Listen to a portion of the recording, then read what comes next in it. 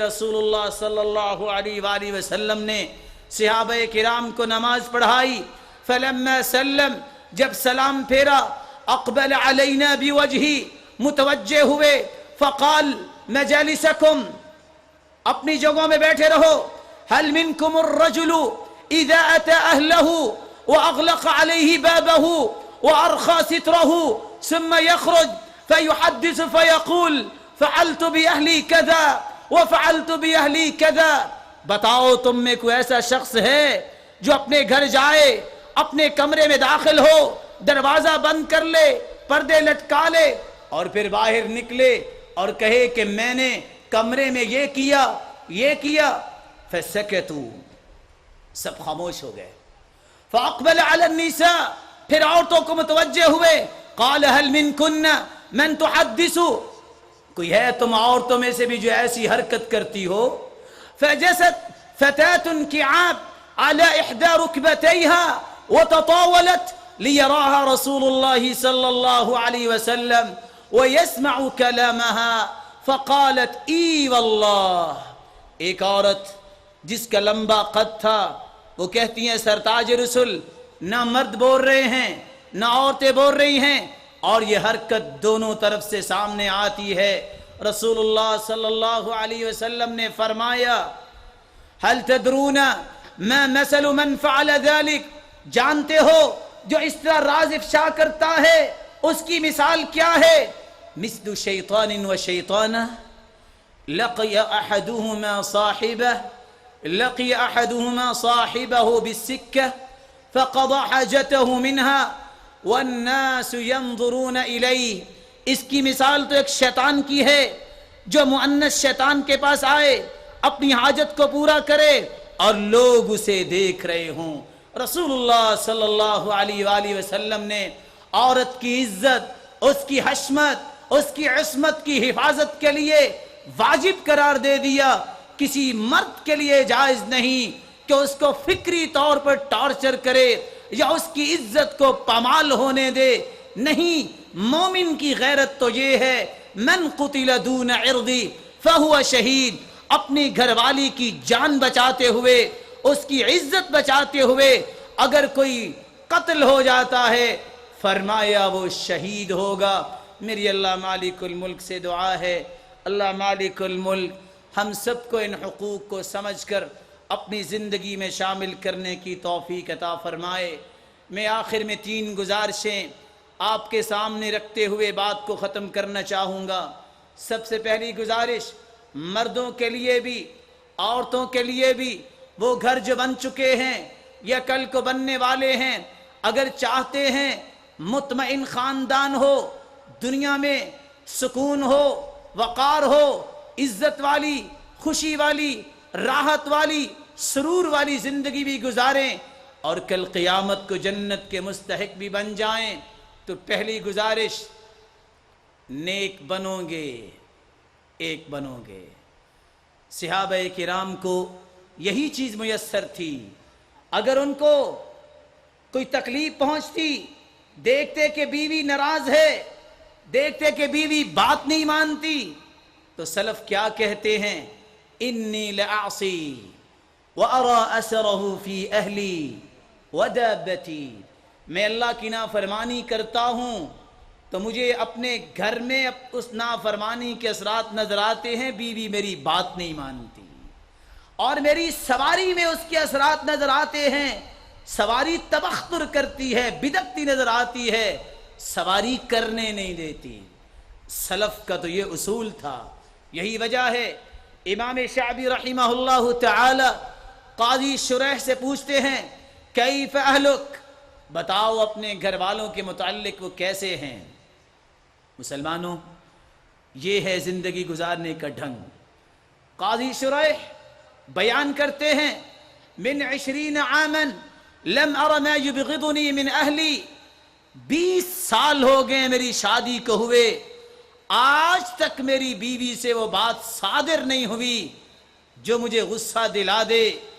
کیونکہ سبب کیا ہے؟ پہلی ہی مرتبہ جب میری ملاقات ہوئی تو میری بیوی نے بول کے کہا تھا مہلا یا ابا معاویہ، ابو معاویہ رک جاؤ، نماز پڑھیں. ہم نے نماز پڑھی اور میری بیوی نے خطبہ پڑھا، ان الحمد للہ نحمدہ ونستعینہ ونستغفرہ. خطبہ ختم کرنے کے بعد کہنے لگی، انی امرأۃ غریبہ لا علم لی باخلاقک فبین لی ما تحب فآتیہ وما تکرہ فاترکہ. میں نہیں جانتی کہ آپ کی عادات کیا ہیں، اب میں آپ کے عقد میں آ گئی ہوں. میں آج پوچھنا چاہوں گی، کون سی بات آپ کو پسند ہے، زندگی بھر اس پسند کو ترجیح دوں گے؟ کون سی بات آپ کو ناپسند ہے، زندگی بھر اس کے قریب نہیں جاؤں گی؟ قاری شریح فرماتے ہیں، فمكثت معي 20 عاما لم أغضب عليها في شيء إلا مرة وكنت لها ظالما.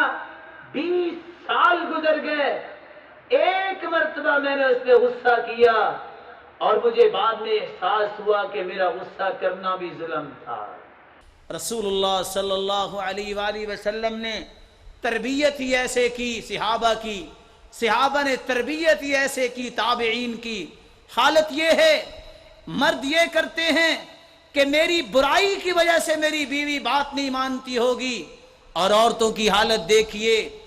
آج کی عورت کو تو یہ چاہیے مال مل جائے، خرچ پورا ہو جائے، لیکن نیک عورتوں کی نشانی یہ تھی الوداع کرنے کے لیے دروازے تک آتی، الوداع کرتے ہوئے دعا پڑھتی اور یہ لفظ بولتی، ایاک وکسب الحرام، ایاک وکسب الحرام فإنا نصبر على الجوع والضر ولا نصبر على النار.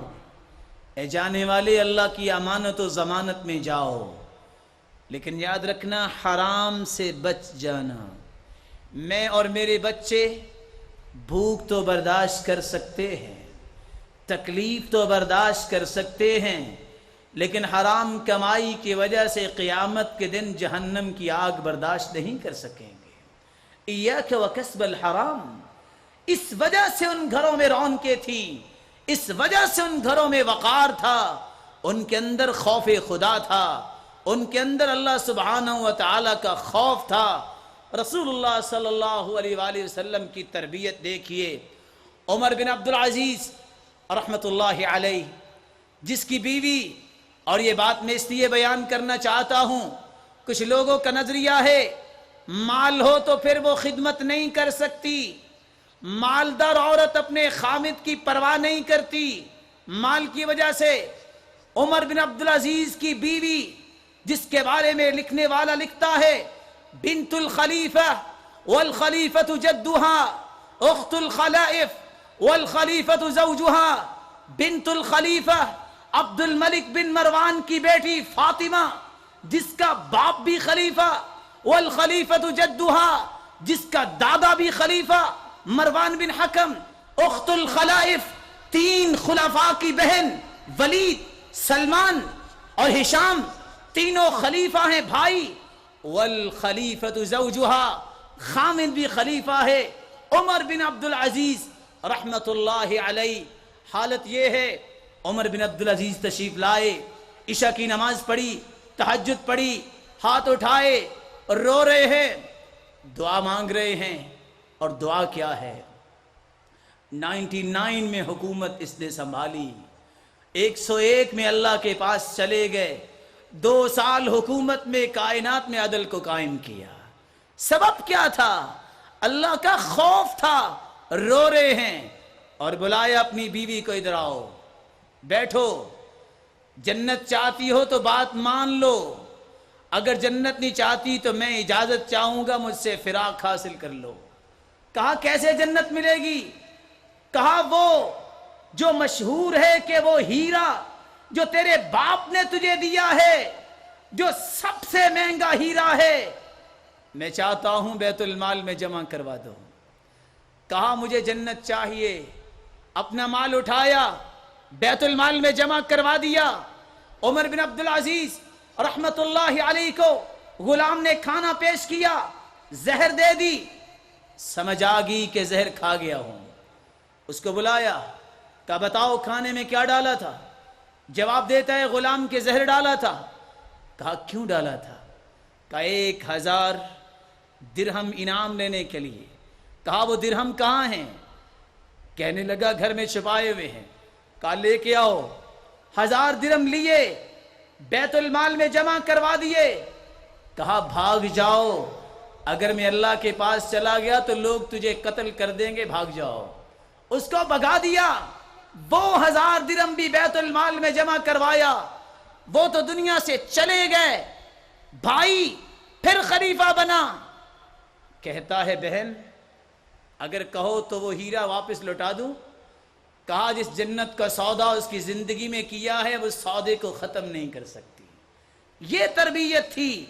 گزارش پہلی میں یہ کر رہا ہوں, نیک بنو گے, ایک بنو گے. جب تک اللہ کے سامنے گرتے رہو گے کوئی پریشانی نہیں آئے گی. رسول اللہ صلی اللہ علیہ وآلہ وسلم نے تربیت یہ فرمائی. جو میری دوسری گزارش ہے, مرد بھی عورت بھی زبان کو کنٹرول کر لے.